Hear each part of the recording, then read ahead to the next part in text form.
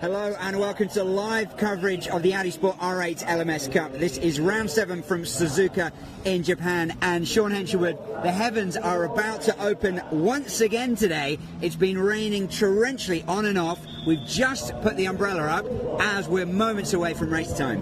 Well, it's been interesting. Yesterday we had two 45-minute sessions, dry conditions. Last night the heavens opened. It hasn't really relented. We lost the first qualifying session. We had to take the second qualifying session to set this grid, and we've just seen him pull up there now. The reigning champion, Andrew Harrianto, his second ever pole in the Cup. He will start from the front, but what are the conditions going to bring? It's going to be very, very testing.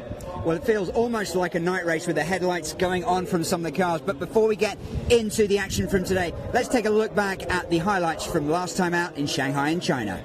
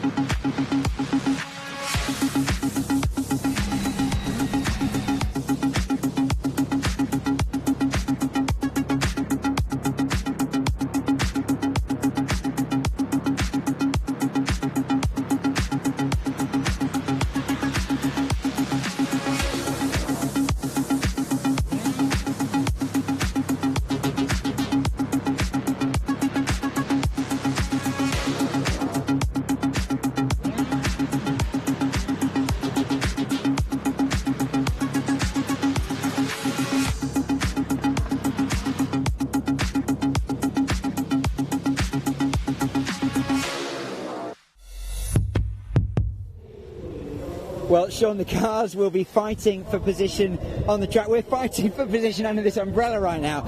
It is, as we talked about, it is opening up. But let's look back at Shanghai. Those 2 wins for Anthony Liu, but several other people getting back into the championship race. Well, you go back before that to Zhuhai. The man behind us, Alex Au, had pole for both races, didn't finish a single lap. He was really behind the 8 ball. He came through to be second behind Anthony Liu in both those races, has put himself back into contention for the championship. What's interesting is Yasser Shahin still leads. He had a 22-point advantage going into Shanghai. It got withered down to about 18 points for this weekend. Championship still wide open. Nobody wants to win this thing. Last year you had 4 wins to Burt Birrenbach. You had 3 wins to Andrew Harrianto. They're basically winless. They've got a lot of work ahead of them because Harrianto's come through. He's got pole position. He could be in a good position today. That's right. He's, of course, he said, on the front row of the grid alongside Alex Au. He was about half a second ahead of the field in a pretty truncated qualifying session earlier today. What do you make of his chances? Well, I think Alex Au had the pace, to be perfectly honest, because both those drivers have had experience here in the past. 2017 for Harrianto. He did double duty, 2 classes that weekend. The rest of the field really don't have the experience, although Burt Birrenbach, you'd keep a close eye on the Thai driver. He tends to do quite well in the wet. He's had experience here before. Now, Andrew Harrianto needs a good couple of performances here to get back. If he's got any chance of retaining the championship title that he holds, Yasser Shahin in pole position at the moment, and he has this habit, we've talked about this before, of doing well on his first race at a track. Another debut here for him at Suzuka. Are we going to see that trend continue? We could see that trend to continue, but the thing is the weather. We don't know what it's going to do. A lot of water crosses the track at the braking point down at the end of the main straight. They need to be mindful of that. They've been a little bit haphazard on the starts in some of the previous races. They really can't afford to do too much of that this time around. Well, Sean, I'm going to make a very quick dash for the commentary box and leave you to walk us through the field. But it's Suzuka. Let's take a look at some colours from the area.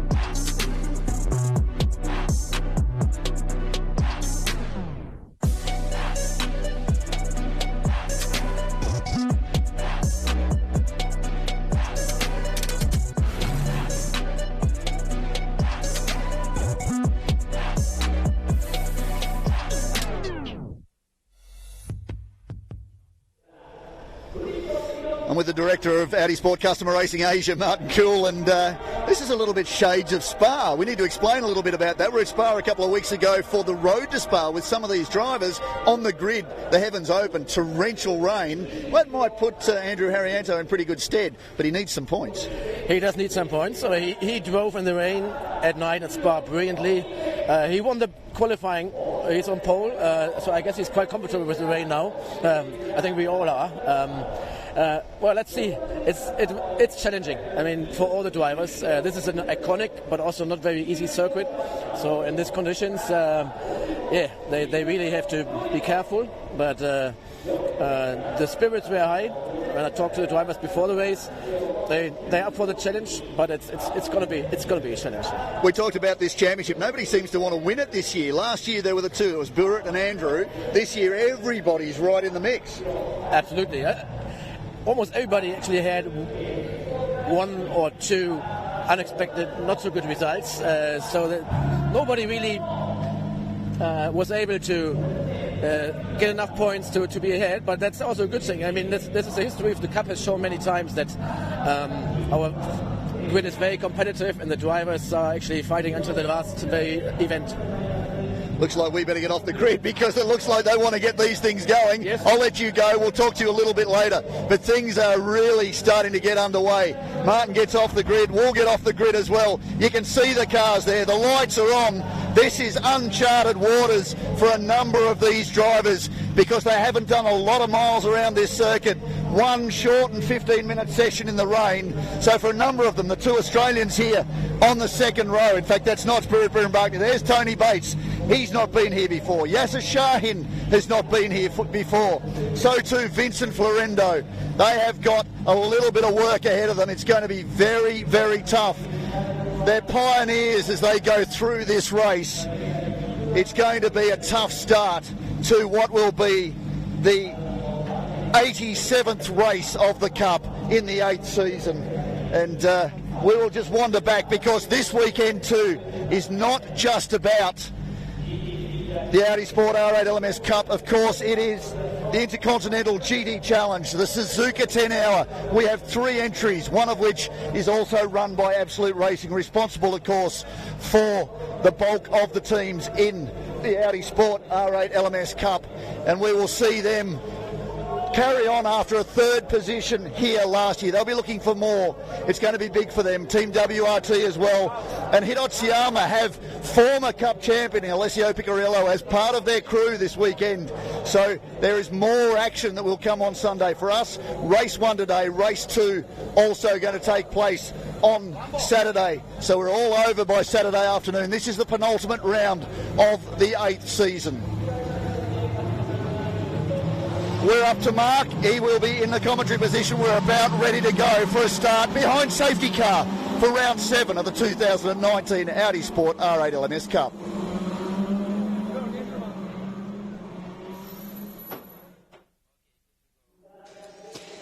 Well, Sean, that's exactly right. We are starting this race under the safety car, and the big question at this stage is just how long will it stay out for? Let's hope we get some racing, but nothing is certain today of all days. We had a cancelled qualifying session initially earlier today, and you can see condition wet. I think that's the understatement of the day. It is not too hot, but it's all about the rain. They can get some standing water here on this track, and that will be the issue that all the race officials will be keeping a keen eye on early in this race. Nothing we can do about the weather. As we get confirmation here of the current championship standings, Yasser Shahin with a pretty healthy 15-point lead, but still with 4 races to go. There are a lot of points left to be won. Alex Au is second, and he starts from pole position with Tony Bates in third. And then it's Xiangyan Wen, who's unable to start today to cement his lead in the GT4 category. So Haryanto and Au on the first row of the grid. Then comes Yasser Shahin, the championship leader, with Burak Burhanbagdi in position number 4. Tony Bates alongside Vincent Florendo. They start from the third row. Next up, George Nakas making his Cup debut, as is Shozo Tagahara, a local driver from Japan, and Wang Dangjia in the GT4 category, which Takahara is also in, will go from the 5th row of the grid. But a reminder, if you're just joining us here live for coverage of the Audi Sports R8 LMS Cup, the start will be under the safety car, and no signs that it will be going in anytime soon. So let's take a look at this iconic Suzuka Circuit, one of the top circuits in the world as rated by many of the best drivers who have ever raced. Over 5 kilometers in length and 18 turns, as you can see, with that crossover, the S's section, and plenty of other famous areas. Well, Sean, you probably got pretty wet like I did on the way back here. And, well, we'll see once we get underway just how much spray there is. Yeah, plenty of precipitation, and it's going to be interesting. I think they're going to start the clock.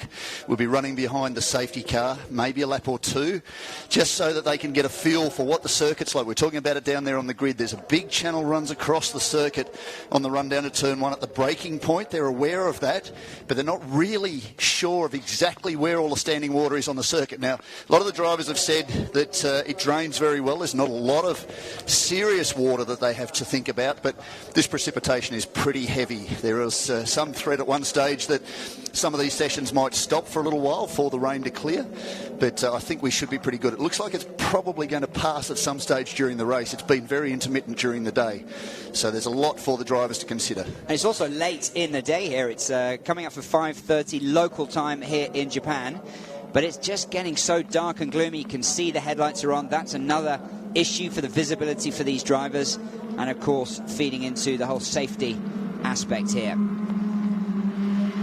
So it's Andrew Haryanto and Alex Au at the front of this field, but ahead of them, of course, that safety car.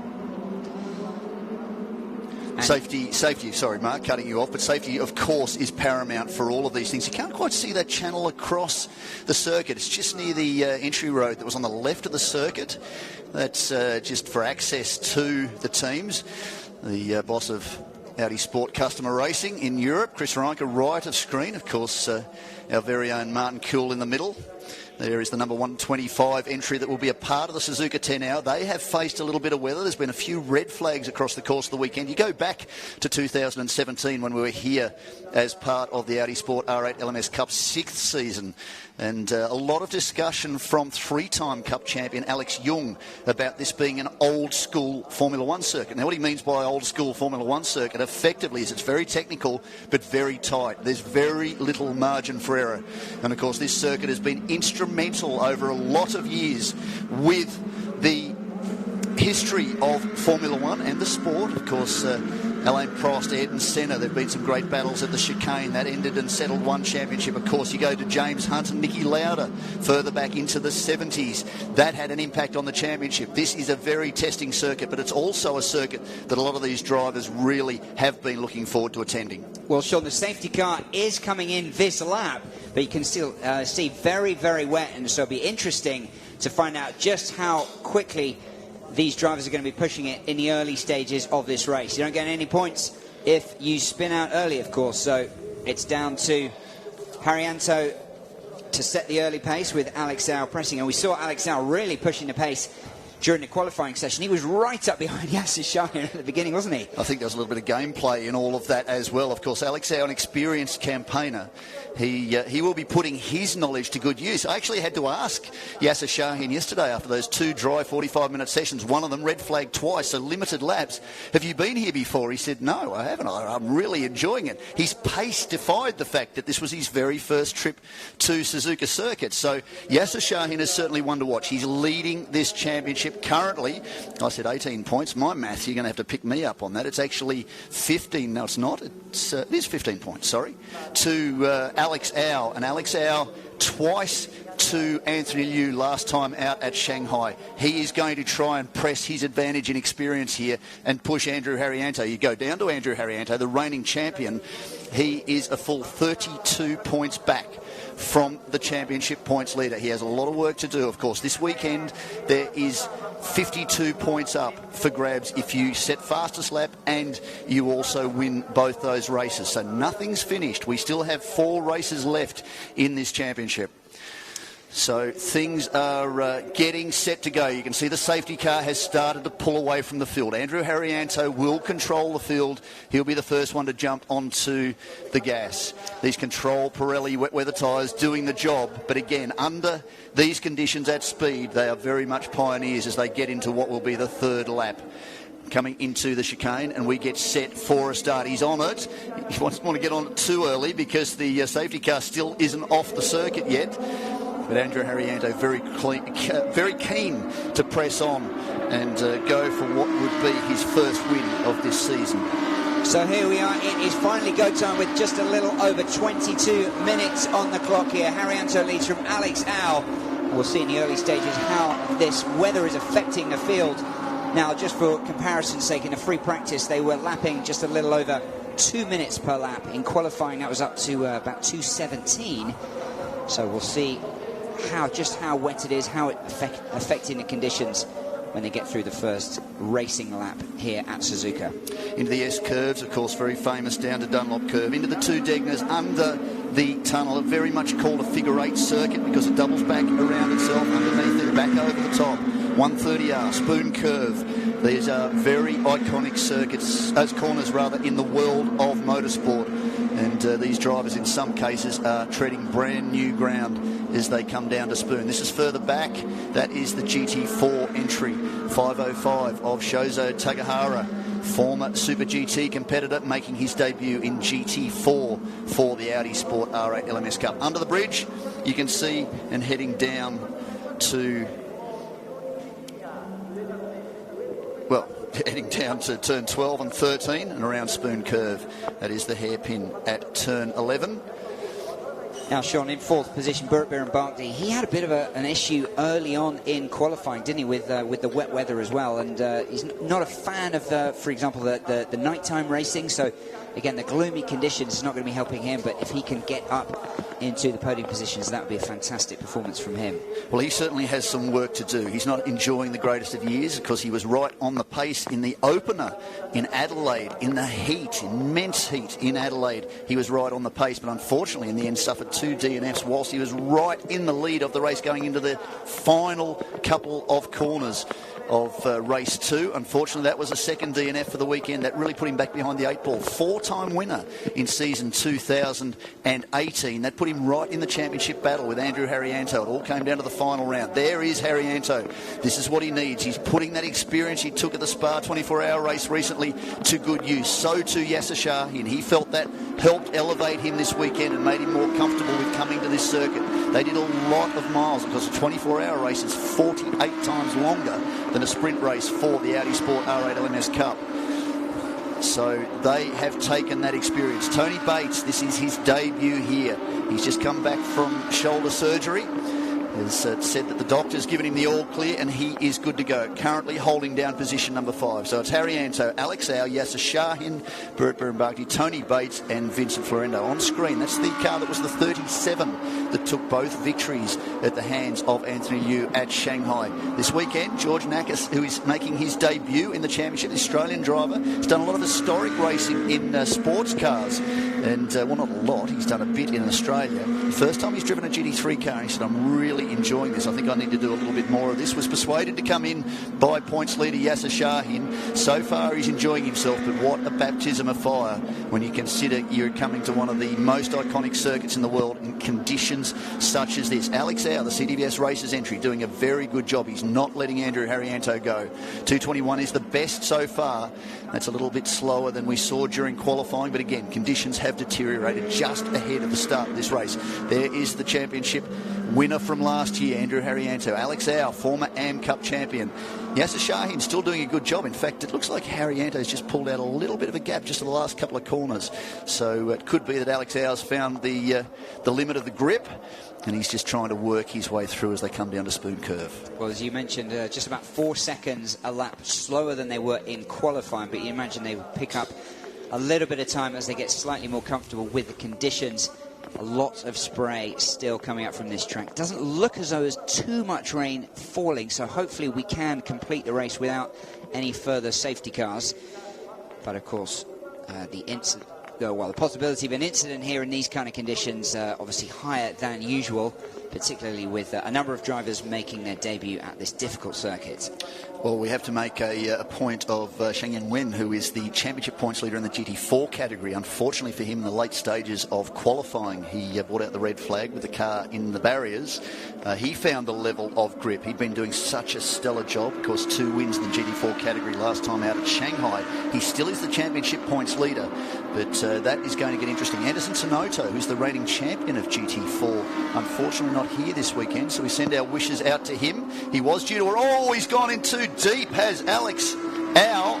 Just managed to gather it up before he wound up in the gravel trap. Well, he's learnt something out of that last time around. He set the fastest lap with a 2:21.3, 4/10 faster than Andrew Haryanto, pulled in about 4/10 that lap, but I gather this first sector is going to be a big loss for the man from Hong Kong, who expected a lot of things from Alex Au when we got to Zhuhai. He came through with that promise. Of course, he's done a lot of miles on the Zhuhai circuit. He set pole position for both those races, but unfortunately, through no fault of his own, he was eliminated in one accident, then an electrical issue or a technical issue with the car.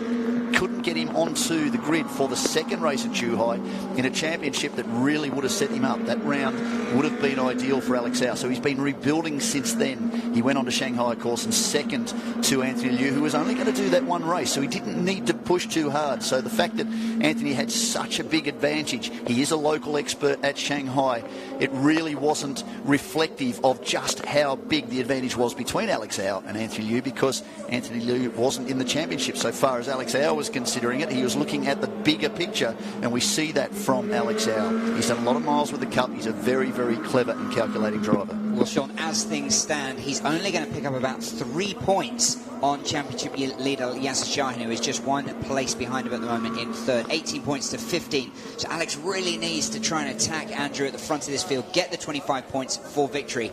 We do have a rescheduled qualifying session for tomorrow's race, so if he can get maximum points today and then put the pressure on tomorrow, then we can really start to have a championship race on our hands.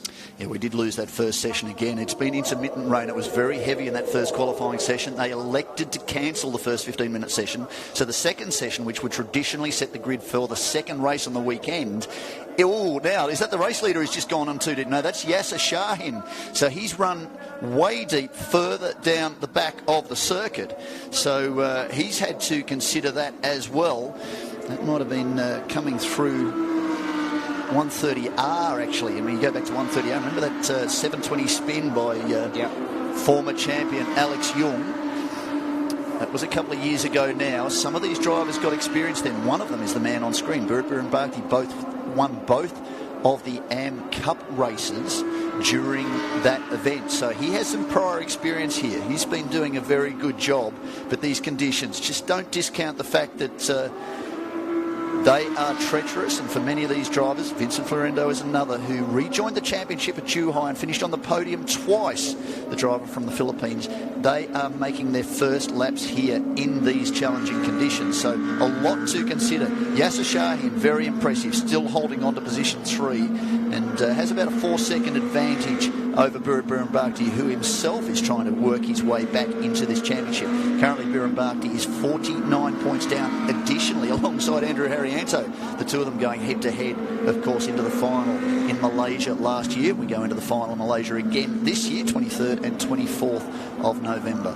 Well, a lot happening in this race, Sean. A lot of activity on this racetrack throughout the weekend with, of course, the Suzuka 10-hour marathon race on Sunday here. So they have managed to squeeze in that 10-minute additional rescheduled qualifying session for tomorrow at 11:15 local time ahead of tomorrow's race, which will be round 8 of the Cup, which starts from 3 p.m. tomorrow.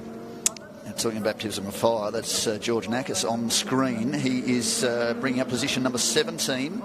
He's in the Challenge Trophy this weekend. He's making his debut in a GT3 car in the pouring rain, in torrential conditions, for the very first time on one of the toughest circuits of them all, Suzuka International Circuit. And the local driver, Shozo Takahara, who is making his debut in the GT4 category, has a lot of experience on this circuit, and not a lot of difference in the pace between those two cars in these conditions. But certainly George is a little bit further back, but he was all smiles when I asked him how he was going on his debut run here with the Cup.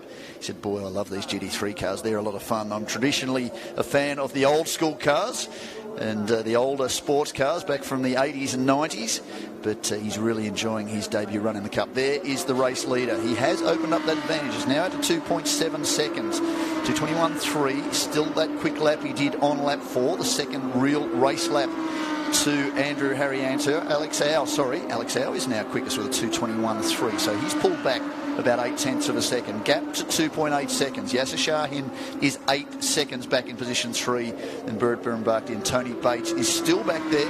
He's not too far back from Burit Birunbakti. It's about 4 seconds down now. He's 9 seconds down now, so he's lost a little bit last time round. So he'll be looking to try and learn a little bit from this, but certainly those conditions very, very challenging as we go back to the race leader in the number 28.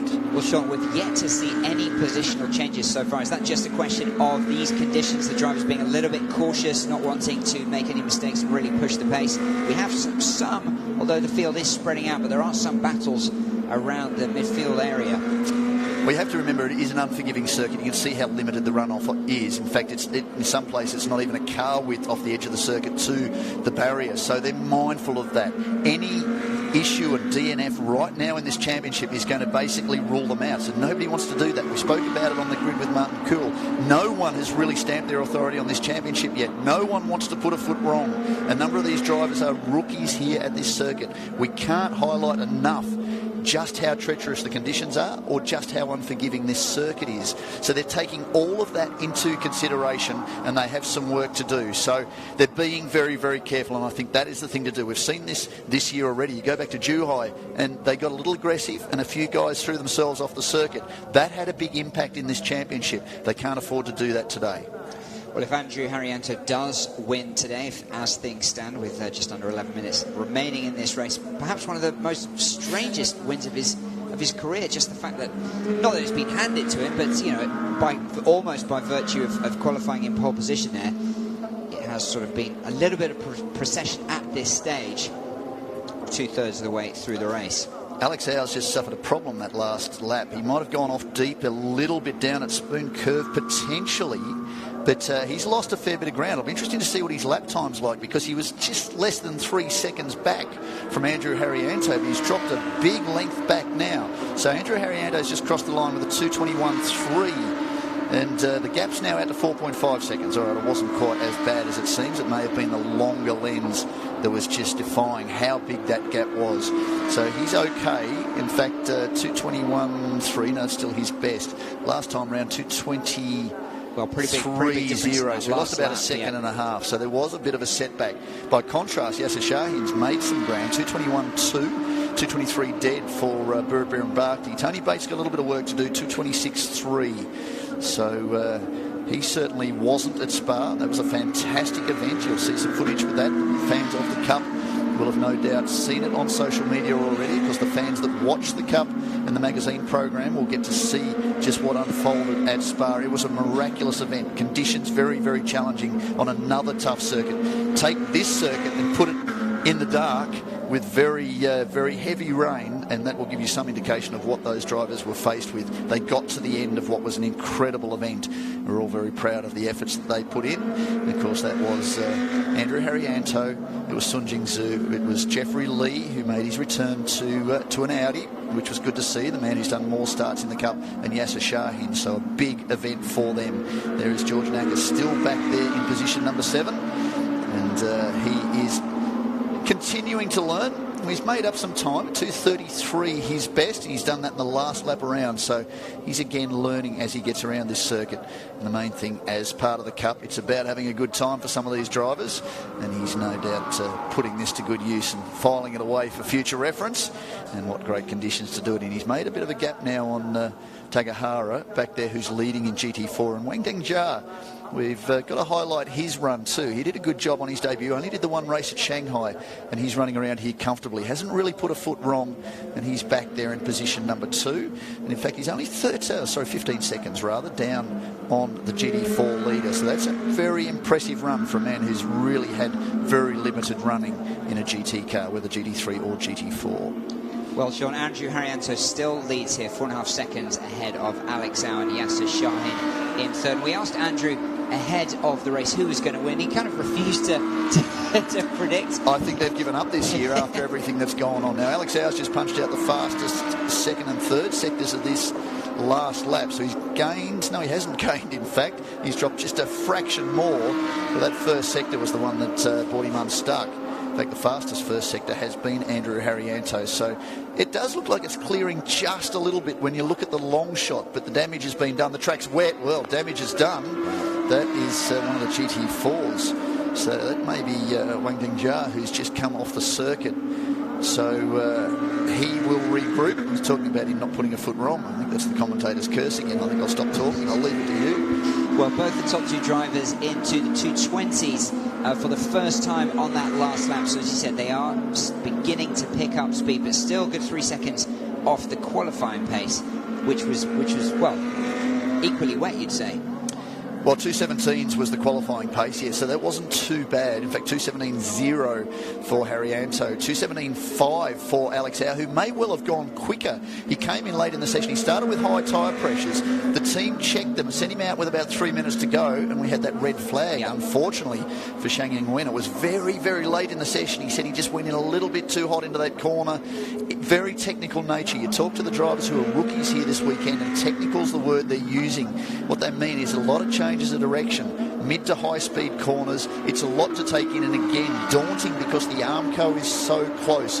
There is not a lot of runoff at this circuit. In fact, talking to a couple of the mentors, Martin Rupp and Wei Ron-Tan, they said exactly the same thing.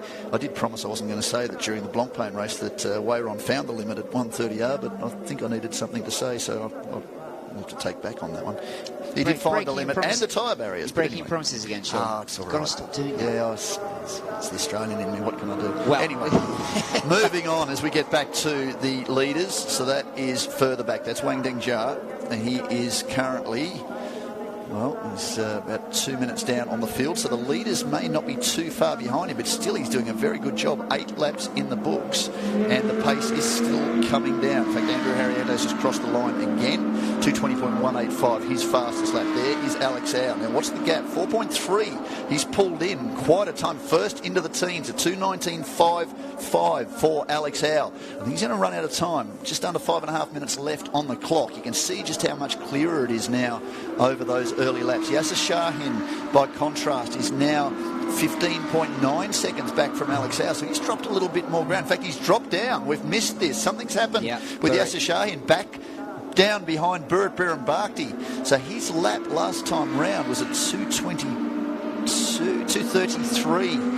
He's dropped 11 seconds on the pace of the leaders. In fact, 14 seconds down on Alex Howe. So we haven't seen it. There. The championship points leader, this won't be too bad, but now that is a bit of an advantage to Burit Birunbakti and to Andrew Harriante. But Alex Howe is going to have the bigger advantage, because that will now be potentially 18 points, depending on who the fastest lap is gone to. Well, that's gone to Alex Howe, so that could well be 19 points to him. And Yasser Shahin will be back down to 12, so he's closed the gap 7 points. The difference at the moment is 15, so this really starts to make things very, very interesting. Experience, again, does show, especially in conditions like this, and Alex Howe is putting that to good use at the moment, despite the fact he is still 4.3 seconds down on race leader and reigning champion Andrew Harriante. Well, the Cup just has a habit of having very, very close finishes towards the end of the year, doesn't it? And it's already a pretty tight championship race. It's going to get even tighter if things stay as they are. Now, it looks like Yasser was able to recover from whatever issue he'd had on the previous lap. He's about 3 seconds down on Burit for third place, but losing some points there in that position. Change, the first one we've seen, I think I'm right in saying, in this entire race. We were just looking at Vincent Florendo there, who again was on the podium twice in the Zhuhai event, the second race weekend of the 2019 season. He was saying just before the race that he'd done no simulator laps before this weekend, had never been here before, and yet he's punching out laps in the 2:25. So he's only 5 seconds or so off the pace of the race leader. They've had past experience here. So he said he's finding this weekend harder than the tough weekend he had at Shanghai. So that is a bit of an indication of just how difficult it is for somebody who's a rookie at the circuit. And he's doing a very, very impressive job. Well, Andrew and Alex now into the 2:19s, so in continuing to pick up speed at the front of the field. But Andrew with nearly a 5-second gap. You can see that fastest lap, 2:19.5, and just fractionally faster than Alex's own 2:19.559. But about a 5-second gap between the top two in this field, with a couple of laps to go here.